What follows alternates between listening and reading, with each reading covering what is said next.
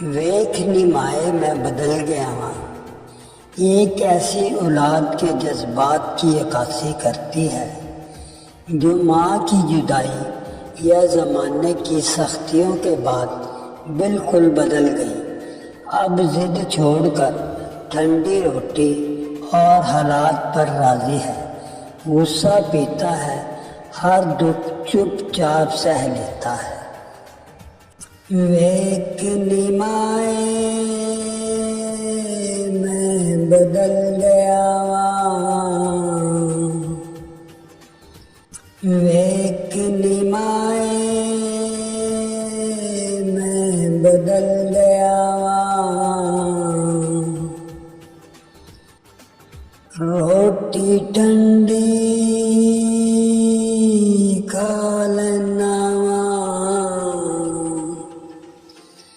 روٹی ٹھنڈی کھا لینا، گندے کپڑے پا لینا، گندے کپڑے پا لینا،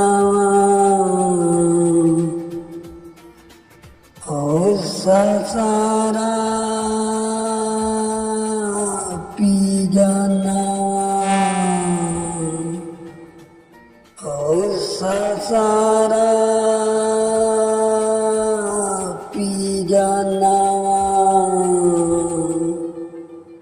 ہر دکھ تے لب سی جانا، ہر دکھ تے لب سی جانا، ساریاں گلاں جر لینا، ساریاں گلاں جر لینا، ٹھنڈا ہوکا بھر لینا، ٹھنڈا ہوکا بھر لینا، پر کسے نوں کچھ نہیں دسدا،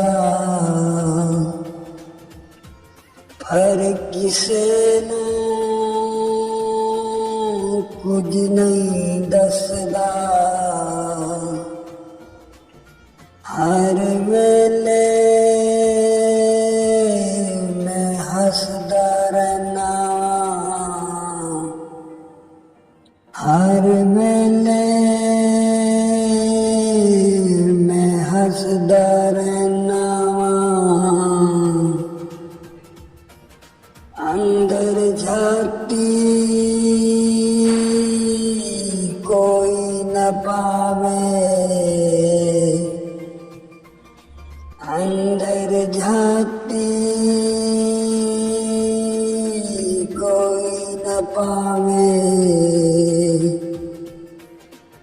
دکھ تیرا مینوں کھائی جاوے، دکھ تیرا مینوں کھائی جاوے، تیرے باجوں مینوں کوئی نہ پوچھدا، تیرے باجوں مینوں کوئی نہ پوچھدا، ہن تے میں کسے نال نہیں رسدا، ہن تے میں کسے نال نہیں رسدا، ویکھ نمائے